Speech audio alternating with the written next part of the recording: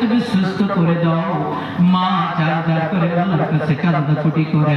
আর ওই মাকে আমরা আপনি চাই, ওই মাকে আমরা কেমন করে ভাত দেই না, মার খবর নেই না, মাকে আমরা কাপড় দিই না।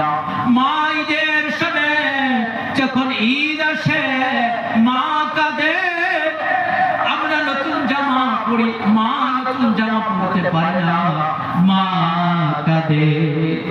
বাবা মাকে কিছু দিল না, ওই বাবার জন্য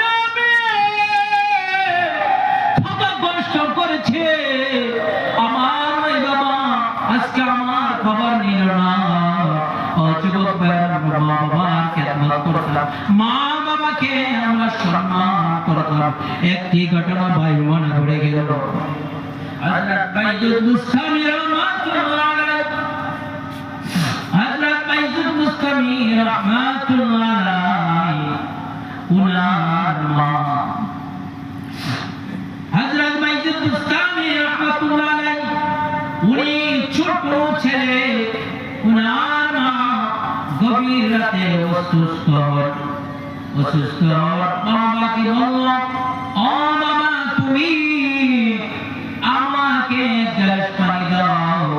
ও বাবা আমার পানির পিয়াস লাগছে, আমাকে গ্লাস পানি দাও, আমি পিয়াসে থাকতে পারতেছি না, আমাকে গ্লাস পানি দাও।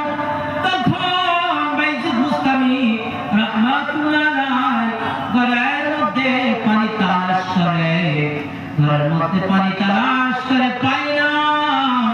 তখন বাইরে গিয়ে পানি তালাশ করে, পানির জন্য দৌড়াদৌড়ি করে, পানি অনেক দূর থেকে নিয়ে পানি আসে।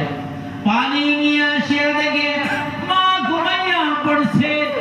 তখন বাইতুল মুস্তামি ওই পানির গ্লাসটা নিয়ে, ওই পানি নিয়ে বাইতুল মুস্তামি দাঁড়িয়ে রইলে। ওই বাইতুল মুস্তামি সারা রাত দাঁড়াইয়া রইলে।